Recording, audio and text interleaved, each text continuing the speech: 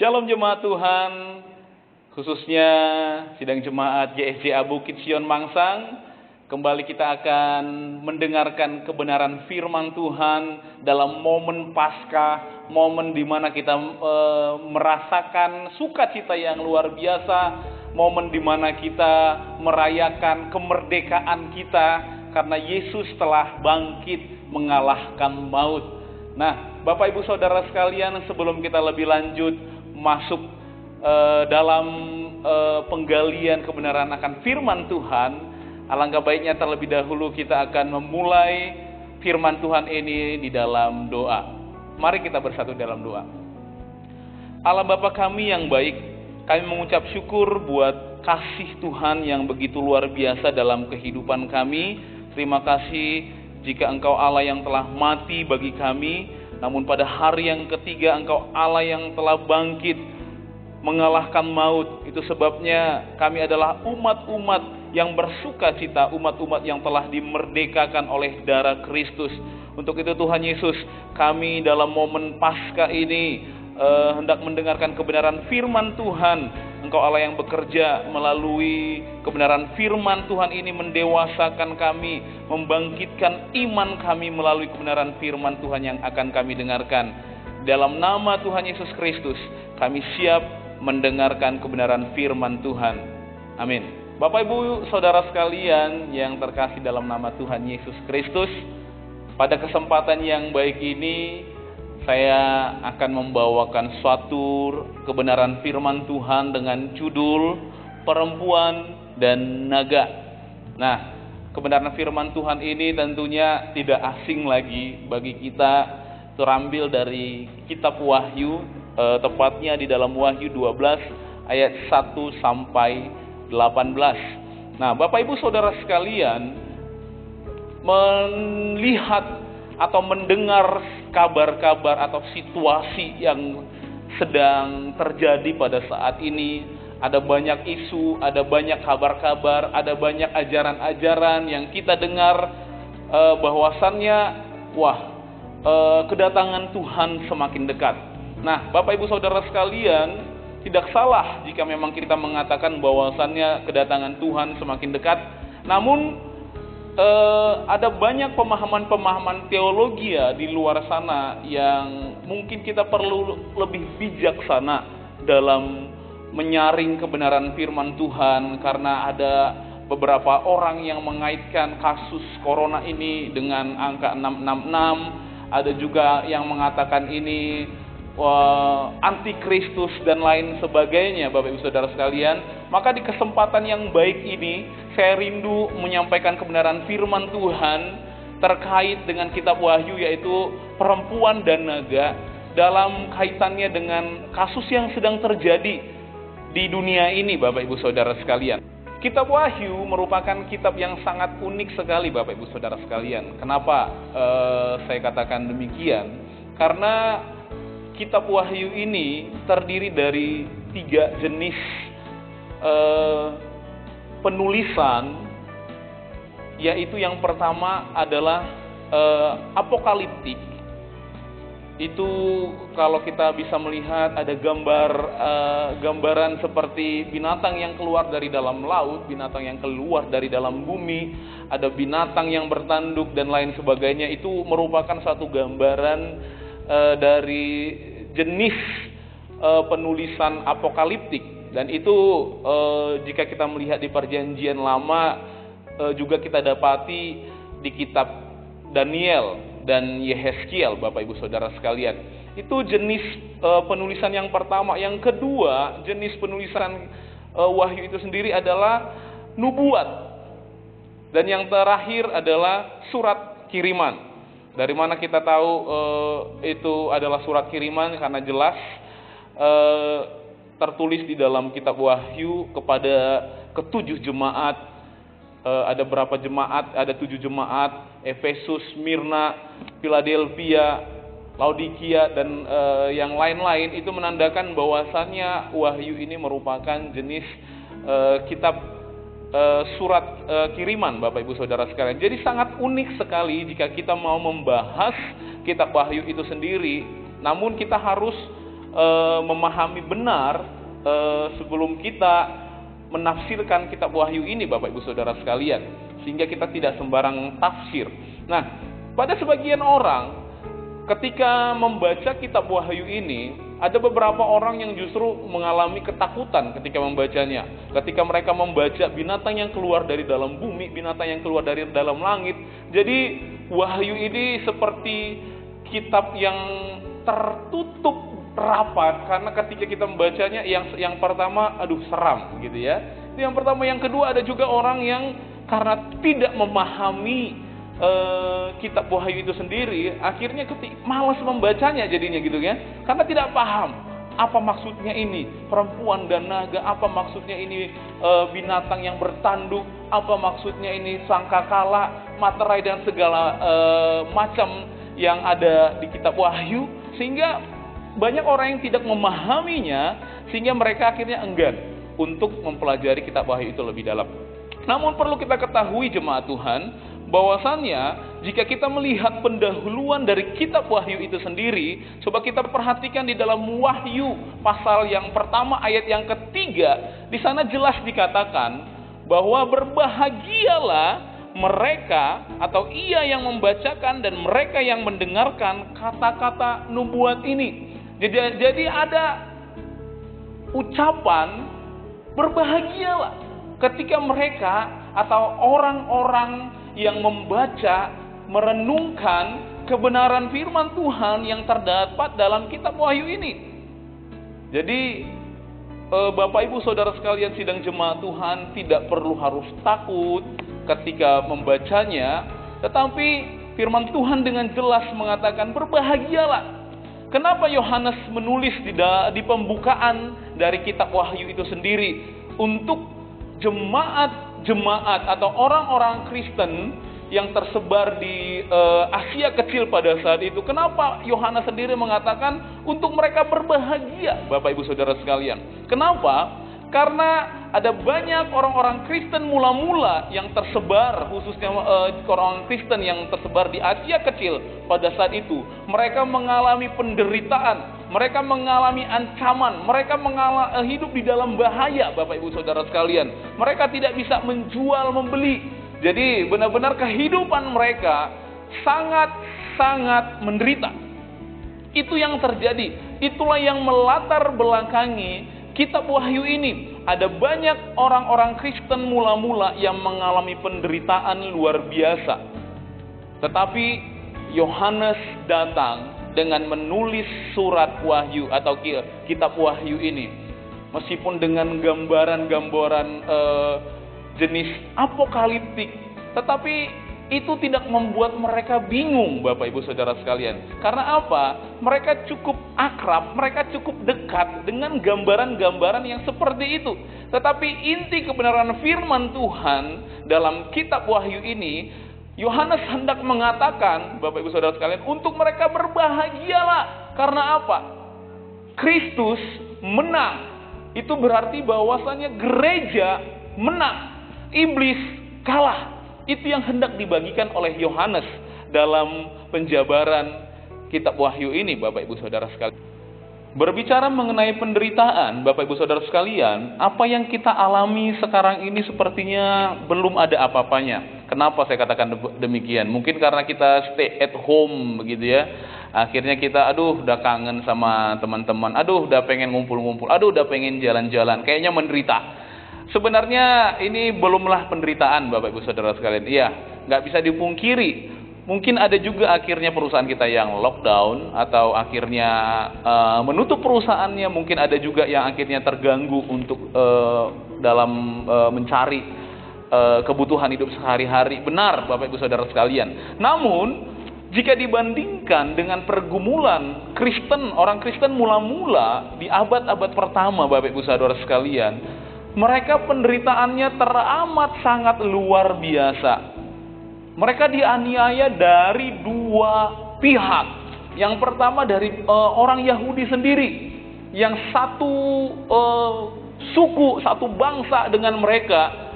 Mereka sendiri dapat aniaya, dapat ancaman dengan mengatakan, wah, berhubung karena mereka tidak meyakini bahwa Yesus adalah Tuhan, sementara adalah orang-orang Kristen yang dari orang Yahudi yang sudah menjadi Kristen, mereka percaya bahwa Yesus adalah Tuhan. Mereka mengancam bahwasannya mereka akan dihapus dari silsilah mereka. Bagi orang Yahudi silsilah itu penting, Bapak Ibu Saudara sekalian. Itu sebabnya Allah menuliskan, Allah berkata melalui kebenaran firman Tuhan kepada mereka, aku akan menulis namamu dalam kitab kehidupan. Gak apa-apa engkau diancam akan dihapus dari daftar silsilah keyahudianmu, namun Tuhan sendiri mengatakan akan menulis nama mereka dalam kitab kehidupan. Tetapi ancaman atau penganiayaan itu gak hanya dari satu bangsa atau satu suku mereka, tetapi mereka juga dapat ancaman dari orang-orang Romawi pada saat itu. Kenapa, Bapak Ibu Saudara sekalian? Pada saat itu, orang-orang Kristen juga diminta untuk menyembah kaisar. Ada banyak kaisar yang ada di Roma pada saat itu yang silih berganti, tetapi banyak sekali kaisar tersebut yang hendak disembah, pengen disembah, Bapak Ibu Saudara sekalian. Dan orang-orang Kristen juga diminta untuk menyembah pada kaisar. Ini satu ancaman, jika mereka tidak menyembah kaisar, mereka akan ditolak dari kota. Mereka nggak boleh menjual, nggak boleh membeli. Ya, mereka akhirnya kelaparan. Bisa bayangkan Bapak Ibu Saudara sekalian, jika kita hidup dalam situasi yang seperti itu. Itu adalah gambaran antikris, itu adalah gambaran nabi-nabi palsu pada masa abad-abad pertama Kristen mula-mula. Mereka mengalami semua itu. Jadi belum seberapa apa yang kita rasakan sekarang ini, Bapak Ibu Saudara sekalian. Meskipun antikristus itu tidak tinggal diam, nabi-nabi palsu itu juga tidak tinggal diam. Dari zaman dulu hingga zaman sekarang, antikris itu sudah bekerja, Bapak Ibu Saudara sekalian. Dari sejak zaman sebelum Yohanes pun menuliskan surat atau kitab Wahyu ini, antikris itu sudah bekerja, nabi-nabi palsu sudah bekerja, dan itu bekerja sampai saat ini. Nah, satu kebenaran yang harus kita pegang teguh, Bapak Ibu Saudara sekalian, yaitu meskipun si jahat masih terus bekerja sampai sekarang ini, namun perlindungan bahkan kemenangan dari Allah atas gerejanya akan terus dirasakan. Mari kita baca kebenaran firman Tuhan. Di bagian pertama ini kita akan baca di dalam Wahyu 12 ayat 1 sampai 6. Maka tampaklah suatu tanda besar di langit, seorang perempuan berselubungkan matahari dengan bulan di bawah kakinya dan sebuah mahkota dari 12 bintang di atas kepalanya. Ia sedang mengandung dan dalam keluhan dan penderitaannya hendak melahirkan, ia berteriak kesakitan. Maka tampaklah suatu tanda yang lain di langit, dan lihatlah seekor naga merah padam yang besar, berkepala 7 dan bertanduk 10, dan di atas kepalanya ada 7 mahkota. Dan ekornya menyeret sepertiga dari bintang-bintang di langit dan melemparkannya ke atas bumi. Dan naga itu berdiri di hadapan perempuan yang hendak melahirkan itu untuk menelan anaknya, segera sesudah perempuan itu melahirkannya. Maka ia melahirkan seorang anak laki-laki yang akan menggembalakan semua bangsa dengan gada besi. Tiba-tiba anaknya itu dirampas dan dibawa lari kepada Allah dan ke tahtanya. Perempuan itu lari ke padang gurun, di mana ia telah disediakan suatu tempat baginya oleh Allah, supaya ia dipelihara di situ 1260 hari lamanya. Berbicara mengenai kisah antara perempuan dan naga itu, Bapak Ibu Saudara sekalian, ada orang-orang tertentu yang mengatakan bahwasannya kisah ini adalah kisah yang belum terjadi. Dengan kata lain, ini kisah yang akan terjadi di masa yang akan datang dari waktu yang sekarang ini. Namun Bapak Ibu Saudara sekalian, jika kita melihat kembali kepada teks ini, maka kita bisa pastikan peristiwa ini adalah peristiwa yang sudah lama terjadi. Bahkan sebelum Yohanes sendiri menulis kitab Wahyu, kisah antara perempuan dan naga ini sudah terjadi. Nah, siapakah perempuan itu, Bapak Ibu Saudara sekalian? Siapa perempuan itu? Jika kita mendengar dari beberapa tafsiran, ada beberapa tafsiran yang mengatakan bahwasannya perempuan itu merupakan gambaran dari Maria, ibu Yesus. Tapi apakah memang demikian? Sepertinya kurang tepat jika perempuan itu menggambarkan Maria. Tapi ada juga yang menyatakan bahwasannya perempuan itu berbicara mengenai umat Israel. Tetapi yang kita yakini, perempuan di sini, Bapak Ibu Saudara sekalian, ini menggambarkan umat perjanjian Allah, umat perjanjian lama dan umat perjanjian baru.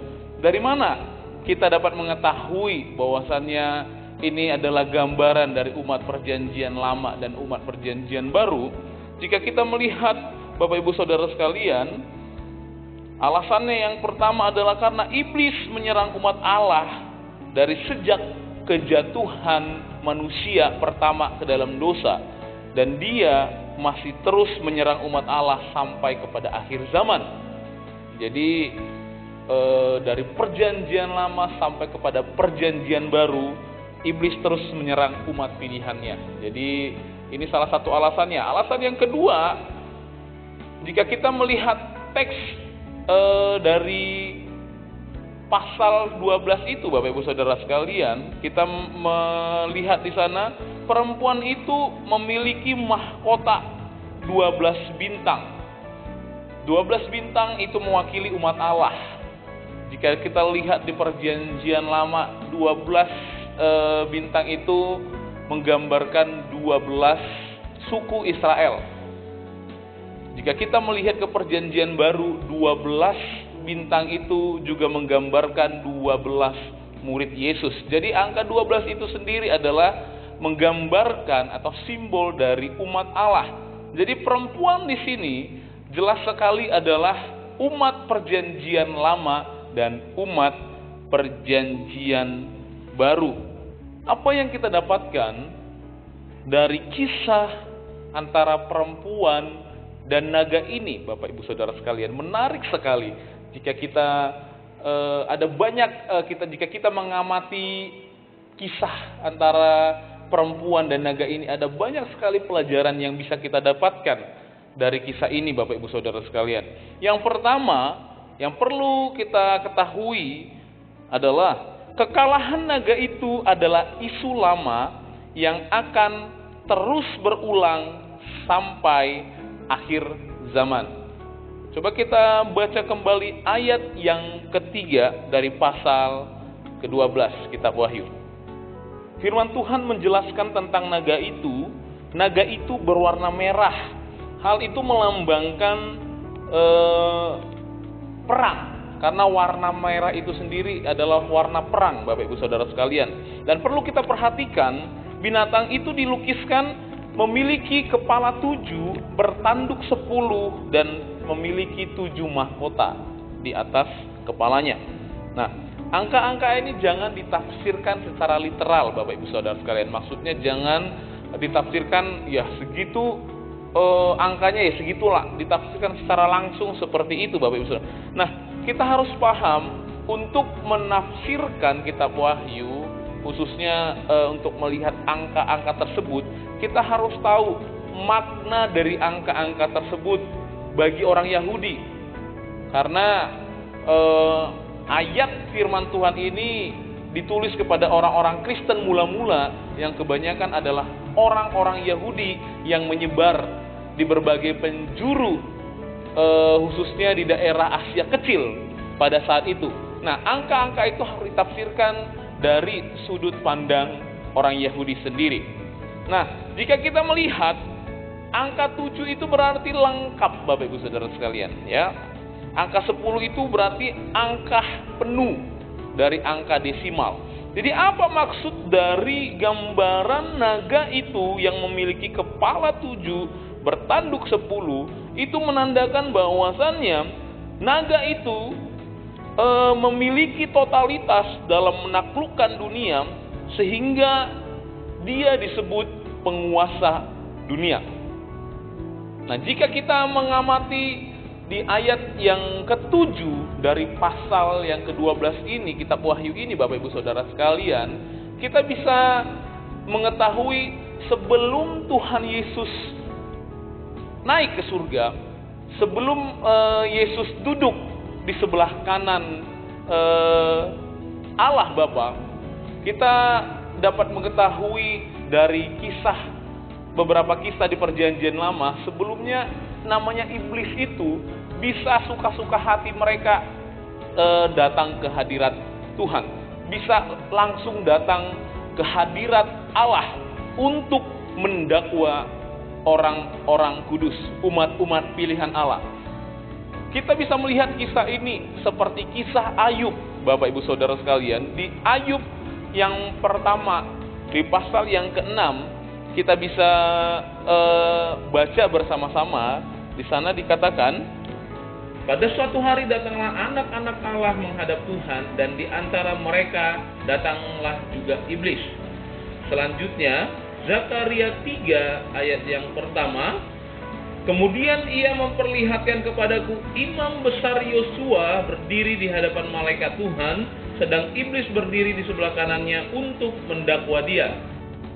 Namun saat Tuhan Yesus telah menyelesaikan tugasnya selama dia ada di bumi ini dan dia naik ke surga, inilah kabar sukacita yang memberikan kita pengharapan yang luar biasa untuk tetap hidup di dalam Tuhan. Kenapa Bapak Ibu Saudara sekalian? Ketika Yesus sudah naik, iblis tidak lagi bisa suka-suka mereka untuk datang ke hadirat Allah untuk mendakwa orang-orang pilihan Allah.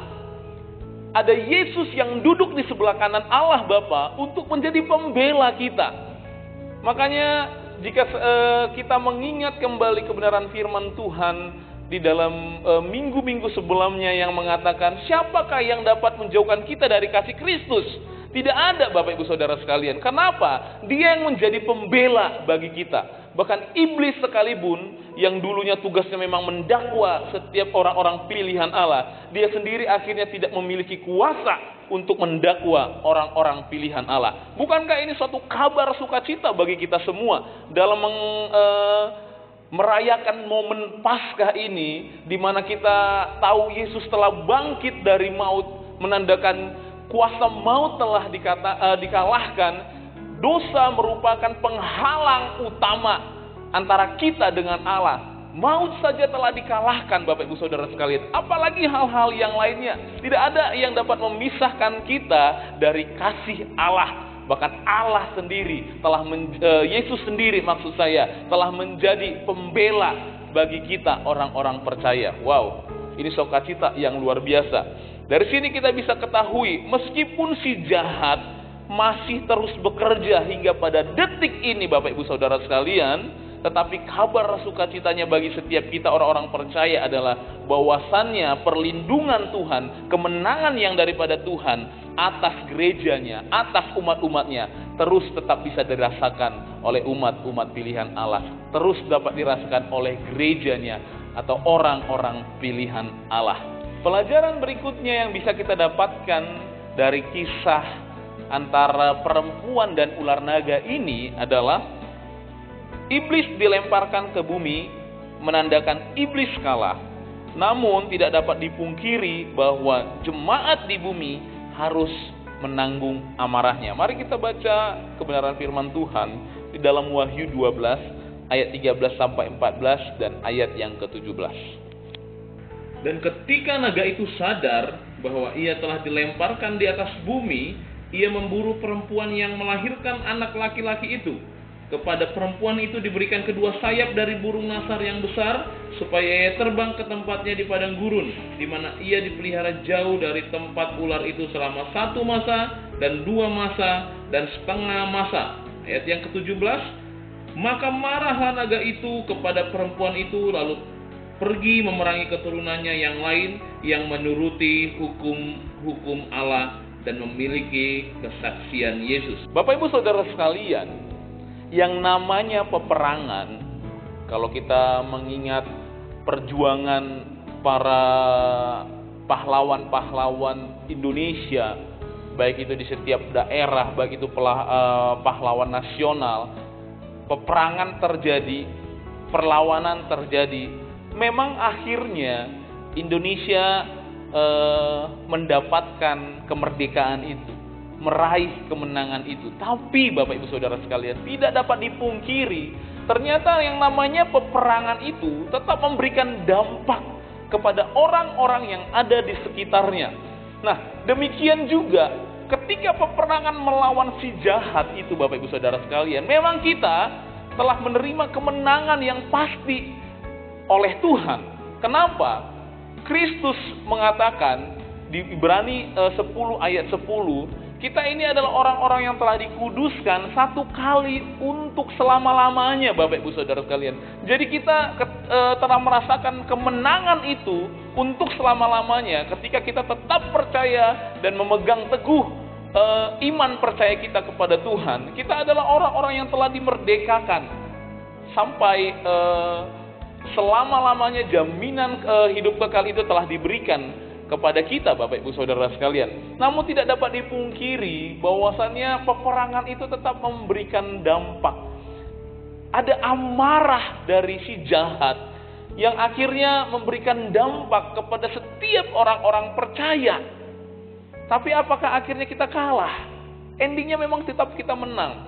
Kalau kita melihat para rasul ketika berhadapan dengan kaisar Romawi pada saat abad pertama Bapak Ibu Saudara sekalian, kaisar-kaisar itu meminta untuk setiap orang, setiap rakyat termasuk orang Yahudi yang tinggal di wilayah Romawi pada saat itu untuk menyembah kaisar. Ini merupakan satu tantangan besar bagi orang-orang pilihan Allah. Begitu juga para rasul yang hidup pada zaman itu Bapak Ibu Saudara sekalian. Ada tantangan yang dirasakan. Meskipun para rasul itu mati, Petrus mati, disalib dengan salib yang terbalik. Meskipun Paulus mati, tetapi Bapak Ibu Saudara sekalian, kematian mereka bukan berarti kekalahan. Mereka justru menang. Mereka mati syahid. Mereka tetap setia membela iman percaya mereka. Itu bukan suatu kekalahan. Meskipun ada dampak, ada bahaya, ada ancaman, ada peperangan, ada penderitaan Bapak Ibu Saudara sekalian. Tetapi meskipun mereka mati, tetapi mereka lebih dekat kepada Tuhan. Makanya firman Tuhan mengatakan, apa yang dapat menjauhkan aku dari kasih Kristus? Bahkan bahaya pedang sekalipun, kematian sekalipun, kelaparan sekalipun, justru membawa setiap umat pilihan Allah untuk semakin dekat kepada Kristus. Jadi itu bukan kekalahan, itu adalah kemenangan. Tetapi memang kita tetap merasakan dampak yang namanya kita ada mengalami kesusahan, kita ada mengalami penderitaan. Tetapi yakin dan percayalah Bapak Ibu Saudara sekalian, seperti kebenaran firman Tuhan yang mengatakan, Tuhan memberikan sayap kepada perempuan itu dan membawanya ke suatu tempat di mana Tuhan memelihara dia di padang gurun. Apa arti padang gurun itu Bapak Ibu Saudara sekalian? Jika kita melihat, ini adalah satu gambaran yang diambil Yohanes dari kisah perjanjian lama, di mana orang-orang pilihan Tuhan sebelum masuk ke tanah Kanaan, sebelum masuk ke tanah perjanjian yang telah dijanjikan Allah kepada umat pilihannya, mereka terlebih dahulu diproses memang di dalam padang gurun tersebut. Padang gurun itu berbicara apa Bapak Ibu Saudara sekalian? Yang pertama, padang gurun itu berbicara bahwasannya kita akhirnya dituntut untuk bergantung penuh kepada Tuhan. Dari sisi finansial, dari sisi kerohanian, kita dituntut berserah penuh kepada Tuhan. Tapi apakah akhirnya Allah mengecewakan? Tidak. Jika kita melihat perjalanan bangsa Israel dari Mesir menuju tanah Kanaan, Bapak Ibu Saudara sekalian, Tuhan mengirimkan mana, Tuhan mengirimkan burung puyuh. Itu adalah bukti pemeliharaan Tuhan. Kita tidak boleh bersungut-sungut seperti orang Israel. Yakin dan percaya. Memang orang-orang percaya tidak menutup kemungkinan akan mengalami yang namanya penderitaan. atau yang mengalami yang namanya pergumulan. Kita tidak terlepas dari masalah itu. Ketika kita masih ada hidup di dunia ini, kita tidak terlepas dari masalah itu. Tapi yakinlah dan percayalah, di padang gurun pun kita, itu bukti untuk kita benar-benar bergantung, berserah penuh kepada Tuhan. Tuhan tetap mencukupkan kebutuhan umatnya. Tuhan mengirimkan burung puyuh. Tuhan mengirimkan mana untuk dapat dinikmati oleh umat-umat pilihan Allah. Padang gurun itu juga berbicara mengenai apa, Bapak Ibu Saudara sekalian? Padang gurun juga berbicara mengenai tempat tinggal sementara. Allah nggak pernah mengatakan kepada umat pilihannya, ya memang di padang gurun itulah mereka tinggal seterusnya. Tidak. Tanah Kanaan atau tanah perjanjian, atau dalam tanah perjanjian secara rohani yang Tuhan telah berikan kepada kita, Tuhan telah siapkan bagi kita adalah surga, di mana kita bisa hidup bersama dengan Allah selama-lamanya. Jadi kita ada di padang gurun ini, ada di dunia ini sementara, Bapak Ibu Saudara sekalian. Tidak selamanya kita hidup di sini. Ini adalah tempat sementara. Nah, padang gurun yang terakhir itu berbicara mengenai apa, Bapak Ibu Saudara sekalian? Padang gurun adalah tempat Allah melatih umatnya secara rohani dan mempersiapkan mereka menjadi pelayan-pelayan yang handal. Ketika orang Israel juga ada di padang gurun, awalnya mereka tidak tahu yang namanya teknik perang, Bapak Ibu Saudara sekalian.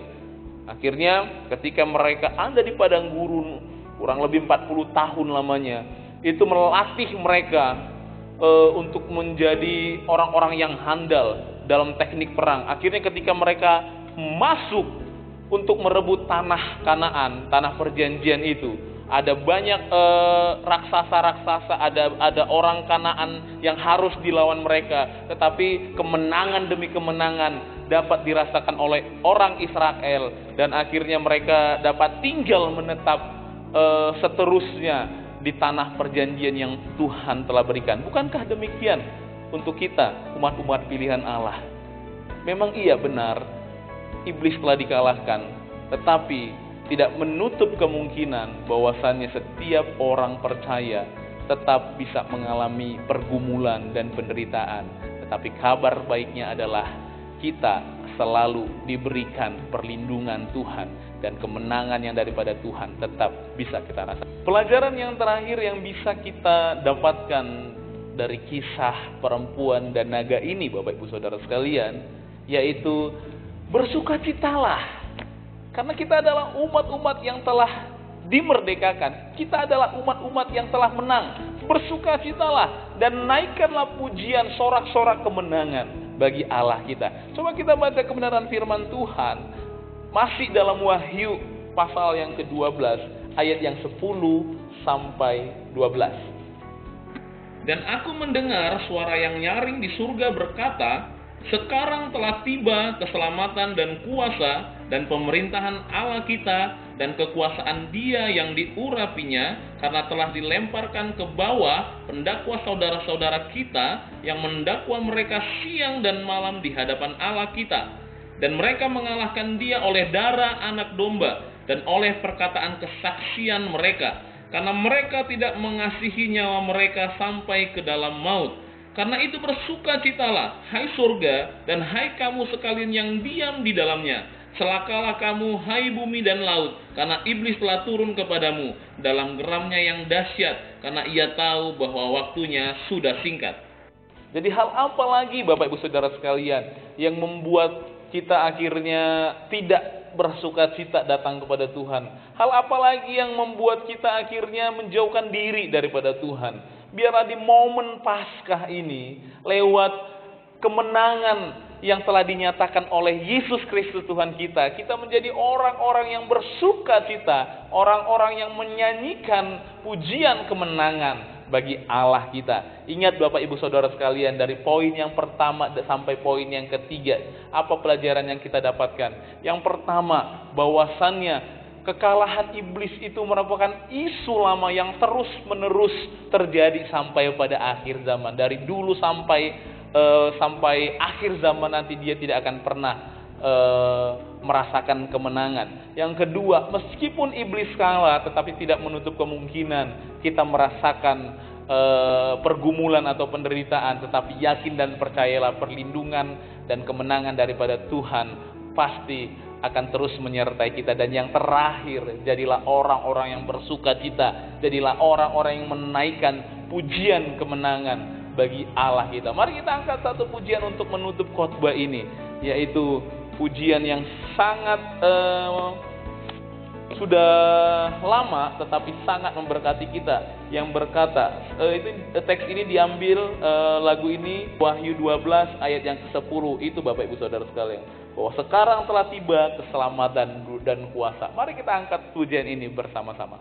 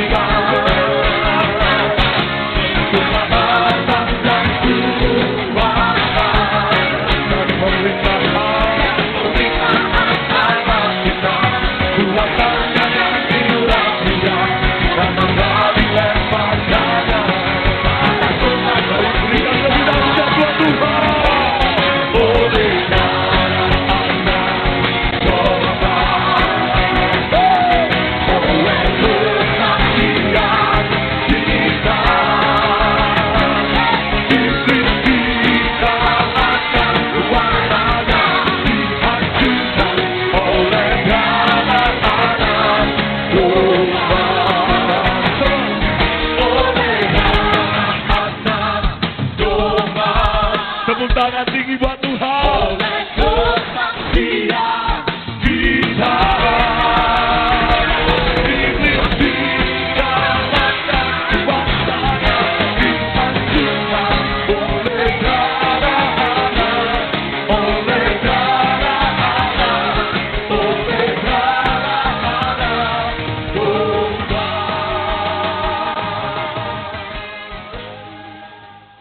Demikian kebenaran firman Tuhan, Bapak Ibu Saudara sekalian.